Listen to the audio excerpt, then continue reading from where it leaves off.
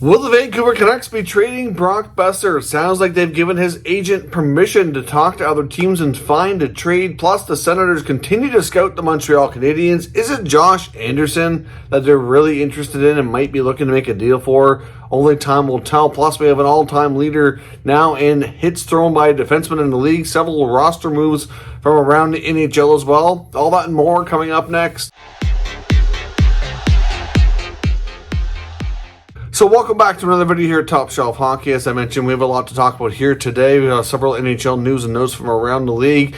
First up, a few roster moves. The Los Angeles Kings have recalled young forward Aiden Duda, so we'll see if he can get himself into action. The Kings have had a lot of roster activity here as of late with players going back and forth, some of it due to scheduling, when they can get a chance to maybe play or practice with the NHL or American Hockey League team, so we'll see if he gets into any action. The Ottawa Senators had recalled defenseman Jacob Larson, again for last night's game, of course, was they had at home against the San Jose Sharks. He did not end up playing, and he's already been returned to the American Hockey League, so that must be promising news. Hopefully that defenseman Artem Zub will be able to return soon. Of course, 2 games ago for Ottawa, they had 2 defensemen, including Zub, take pucks to the face and was unfortunately unable to go last night, but we'll see. Of course, there's a couple days off in between. That could also play a role here with the team's decision. The St. Louis Blues have also recalled defenseman Will Bitton as well, so we'll see if he can get himself into an NHL game here soon. Speaking of the St. Louis Blues, of course, in yesterday's video I talked about the fact that goaltender Jordan Binnington was kind of asking for trouble and stirring the pot and wondering when is somebody going to take him up on his fake tough guy image and offer to fight him, because he's done it numerous times and it's yet to happen, and his coaches actually called him out on that. Craig Berube, when post-game last night after the Penguins and Blues game, talking about the antics, I guess you could say, by Jordan Binnington. As of late, of course, he hit Zucker in the face with his glove, which technically wasn't a penalty. And then, of course, after getting pulled after allowing 4 goals, was doing an awful lot of mouthing at the bench and was eventually given a 10-minute misconduct. Of course, Berube said that it needs to stop. I mean, because before that, we even seen him come out of his net and try to body check Jordan Stahl, Carolina, who's a big boy, and just plowed him right over. Binnington's not an overly big lad and certainly shouldn't be out there doing those types of things. Berube said not only does it need to stop, he needs to focus on playing goal and stopping the puck, which is his job, and essentially to me is what he needs to stick to. I 100% agree with the coach, but like I said, he seems like he always wants to have this fake tough guy image and offers to want to fight people, which I don't understand, considering where things are at with him and what his role is. It's just not something he should be doing, and hopefully that's something he can kind of mature and grow out of here over time, but not like he's a super young guy in the NHL here anymore, so I'm not sure if we're ever really going to totally see that be an option. Now, of course, we also saw last night a new all-time leader in NHL hits by a defenseman. Of course, we've seen the other all-time hits leader recently change as well, but of course, Luke Schenn of the Vancouver Canucks is now the all-time leader in hits amongst D, so it's certainly quite an accomplishment. Of course, he was a highly drafted prospect D. Came on with the Toronto Maple Leafs, never really lived up to early expectations in Toronto, ended up getting swapped for James Van Riemsdyk, and then after a while in Philly, he's kind of gone on to become a journeyman defenseman. He's got the Stanley Cups to his name. He's played in Tampa, of course, where that happened, but he's also, like I said, been around a lot of players, and now he's highly regarded as a veteran defenseman who can show you the way and be a good leader and just be a good locker room presence and provide some intangibles that you wouldn't have necessarily thought of early in his career. But for him to now be the all-time leader in hits certainly shows like he's had to be a different type of player and not exactly what everybody thought he would become, but it's still carved out a long, successful career nonetheless. Now, the World Junior team for Team Canada is expected to be announced on Monday, so of course that's not far away.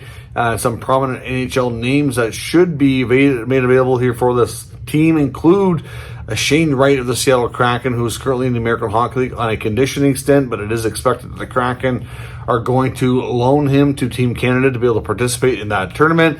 Same goes for the Arizona Coyotes in Dylan Guenther. Now, there's a number of other NHL prominent players for their respective countries that could be loaned. I'm not really aware at this point of any other ones that are going to be sent back. Of course, if they're with their NHL roster, playing a solid role and contributing, and typically, especially if a team's in the hunt, then that's not usually something you're going to see. I do kind of half wonder on a player like a Mason McTavish in Anaheim, but I doubt we'll see that. Certainly, he's had his fair share of international tournaments and jumping around all over the world to play hockey here in the past couple of years. So my reaction here is he most likely stays with the Anaheim Ducks. Now, as also mentioned on 32 Thoughts segment on Hockey Night in Canada last night with Merrick and Friedman, they talked about the fact that since the World Cup of Hockey is not taking place in 2024 anymore, the NHL needs to figure out an all-star game for its mid-season replacement. Now, the speculation early on is that it could very well go to a prominent Canadian market, and the Toronto could be in that mix amongst a few others, but of course, mainly because of the fact that the World Cup of Hockey likely would have been mostly hosted out of Toronto. I mean, there could have been a variety of cities in the mix getting some games, but certainly the bigger markets and a lot in Canada would have been heavily involved in that. It's been a while since the Canadian cities hosted an NHL All-Star game or any event like that, so it does make sense. They mentioned, other possibilities, maybe Montreal, who always loves to host those types of things, or even Edmonton, so we'll see, but expect the 2024 NHL All-Star game most likely to be in one of the more prominent Canadian markets. Now, staying with Canada and an international feel here, of course, not only with the All-Star Game and the World Juniors, but the Spengler Cup is not too far away, and former NHL coach and former NHL player as well, Travis Green, will become the head coach for the Spengler Cup. Of course, Shane Doan will be the general manager. Lots of other great, talented Canadian former players, now executives, in the mix with that team as well.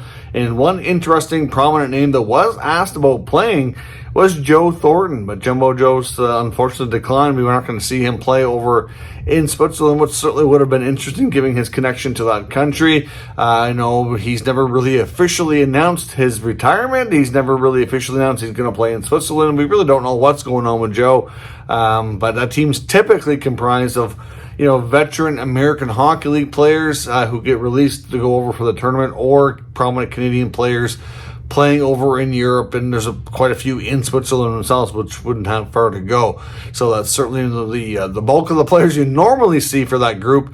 But of course, Thornton would have certainly made things interesting, but unfortunately, we're not going to see that.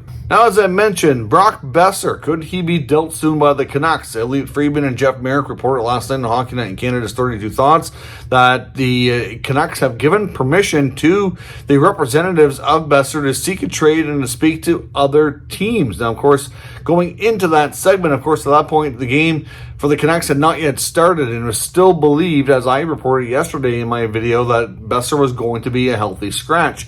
But of course, he ended up getting into that game as a late switch with Dakota Joshua, who turns out to have an injury. There's enough people that have claimed the injury's legit, but at first glance, you just can't help but wonder, did they kind of fake something to get him back in the lineup? Because a couple of things here. For one, it was Hockey Fights Cancer Night. Obviously, Brock Boeser had a long, drawn-out situation where he lost his dad to cancer not that long ago. Everybody would have Duke Boeser on their minds when it comes to Canucks and their fans and, of course, the players. So it kind of as much as you could justify scratching Boeser from a game due to not playing as well as he should be, it's probably not the night to do it. And some speculated that Boudreau didn't really know that it was Hockey Fights Cancer Night, or wasn't thinking ahead in that, in that kind of sense, and that it was just, like he even mentioned, it's a tough love kind of situation that he needs to play better. And obviously maybe sitting out might be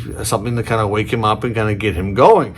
But ultimately, things did not turn out that way. Boeser ends up playing. And, of course, Brock Boeser ended up scoring a fairly important goal as well. So, of course, the last time we saw Brock Boeser deal with being a healthy scratch, as I mentioned yesterday, was back in his rookie season. And he went on to, have a much better performance afterwards. So, it seems like in the past, at least when he was younger, it certainly was a type of thing that he did react well to.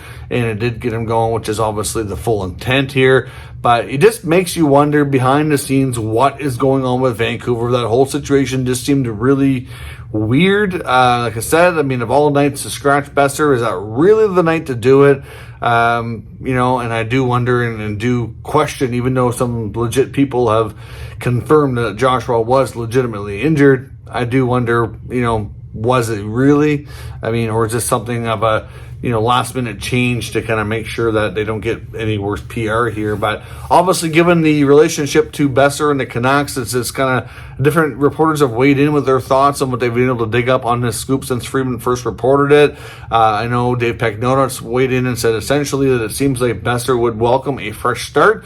Doesn't sound like, by any means that they've gone to the Canucks and said we want a trade, but it sounds like they'd be okay and interested depending on where he could end up going. So it's certainly interesting from that perspective to hear that from Boeser's camp, if that's indeed true. But like I said, there have been reports recently that the Canucks have some players that would welcome fresh starts and that do not necessarily enjoy how things are kind of running out locker room, that there's obviously a dynamic there of some really cliquey groups, including in the leadership group, that that they might want to just explore what else is available to them if they can move on.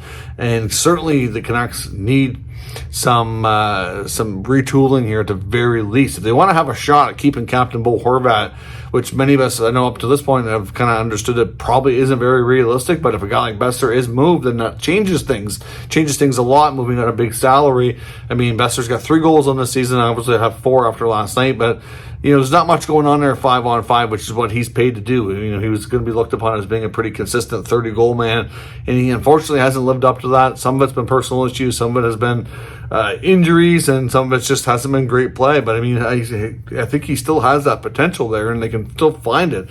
But you have to wonder about his hometown in Minnesota.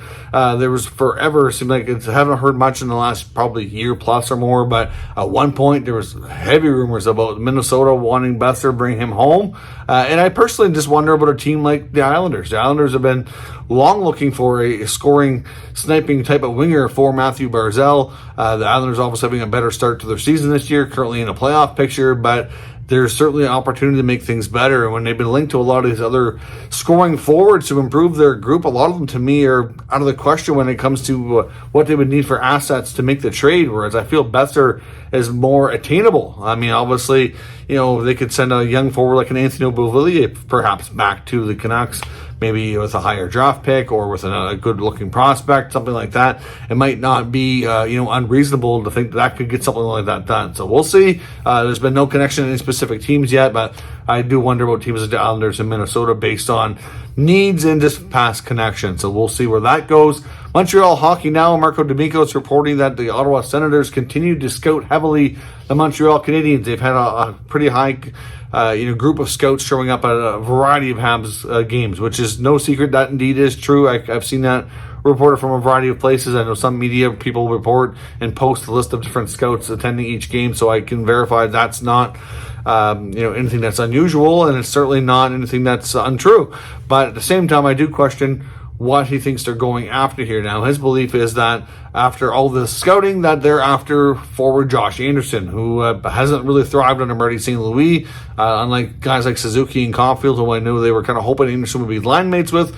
For the most part, Anderson hasn't quite worked out to be able to fit and work the way that some of these other younger players have, and that perhaps the Josh Anderson trade might be more likely and reasonable now than it was a few months ago. Of course, back in the summer, it's believed that the Habs had a lot of offers, a lot of reports that teams were interested, but they weren't really overly keen on moving him. Now, things might be different now, as I mentioned, but I still don't think that makes sense for the Ottawa Senators. Yes, they have Josh Norris out injured, but of course Norris is a center, and that's not terribly long term. Otherwise, they have their top 6, top 9 together. I don't see how Josh Anderson would be a fit there.